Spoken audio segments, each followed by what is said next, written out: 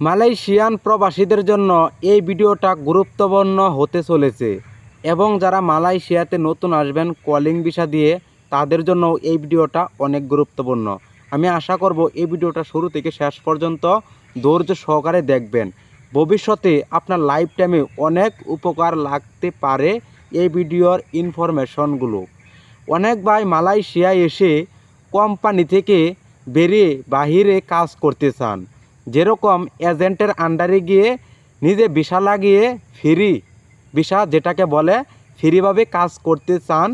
কাজ খুঁজে নিয়ে যেরকম কনস্ট্রাকশন কাজ, সার্ভিস সেক্টর কাজ, এরকম বিভিন্ন ধরনের কাজ, রেস্টুরেন্টের কাজ আপনারা আশা করেন কোম্পানিতে যদি বেতন কম থাকে আমরা বাহির হয়ে অনেক অনেক টাকা ইনকাম করব, লাখ লাখ টাকা ইনকাম করব।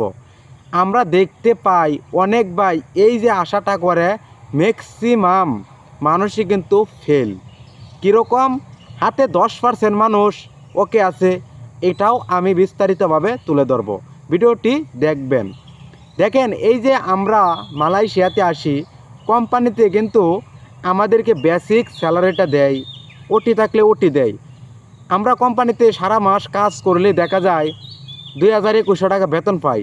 পরে দেখা যায় যে প্ল্যানটা আপনাদের মাথায় চলে আসে কোম্পানি থেকে বের হয়ে নিজের টাকা দিয়ে ভিসা লাগিয়ে এজেন্টের আন্ডারে কিংবা সার্ভিস সেক্টর আন্ডারে কাজ করবেন। এটা কিভাবে? দেখেন ভাই, এই যে আপনি কোম্পানিতে কাজ করতেন 2200 টাকা বেসিক স্যালারিটা পাইতেন ওটি মোটি নিয়ে, আপনি যে সময় কোম্পানি থেকে বেরিয়ে যাবেন ওই সময় কিন্তু নিজের টাকা দিয়ে ভিসা লাগাইতে হবে, আর কোম্পানিতে থাকলে কোম্পানি ভিসা লাগিয়ে দিত। এই যে একটা গণ্ডগোল। আর নিজের টাকা দিয়ে ভিসা লাগাইলে অনেক টাকা খরচ হয়ে যায়। পরে দেখা যায় আপনি কাজ করতেছেন, টাকা মার দেয়, টাকা দেয় না। কনস্ট্রাকশনের কাজ আপনার পুলিশকে টাকা দিতে হয়, অনেক ঝামেলা, পুলিশে সমস্যা করে, এখানে সমস্যা ওইখানে সমস্যা, কাজ নিয়ে খুঁজে সমস্যা, কাজ করলে টাকা পায় না। সারা মাসে সারা বছরে দেখা যায় ওই যে কোম্পানিতে 2200 টাকা বেতন তুলতেন ওটাই ভালো। আপনি যে আশা নিয়ে বেরোইছেন ভাই ওই আশাটা একবারে ফেল। কেন? আপনি যে আশা নিয়ে বাইরেছেন লাখ লাখ টাকা ইনকাম করবো, পরে দেখা যায় আপনি হিসাব করলে কিছু টাকা বাড়িতে দিতে পারেন বাংলাদেশে, কিন্তু দেখা যায় ওই যে কাজ করেন পুলিশকে দিতে হয় টাকা, ভিসা লাগাইতে হয়, কোম্পানি কোনো মাসে টাকা দেয় কোনো মাসে টাকা দেয় না, কাজ করিয়ে নেয় বেশি। দিন শেষে এই যে আপনারা যে এই যে প্ল্যানটা করছেন আপনাদের কিন্তু ম্যাক্সিমাম মানুষেরই কিন্তু ডিসিশনটা ফেল। আবার অনেক মানুষের দেখা যায় যেহেতু 10% মানুষের ওকে কইছিলাম যে অনেক মানুষের টাকা তুলতেও পারে। দেখেন, তাদের যারা কোম্পানিতে কাজ করে তাদের লিঙ্ক আপ আছে, যেরকম তাদের নির্দিষ্ট আত্মীয় লোক আছে, তাদের কাজ দিতে পারবে, মাসে অনেক টাকা ইনকাম করতে পারবে, তাদের কোম্পানি থেকে বের হওয়াটা অনেক ভালো।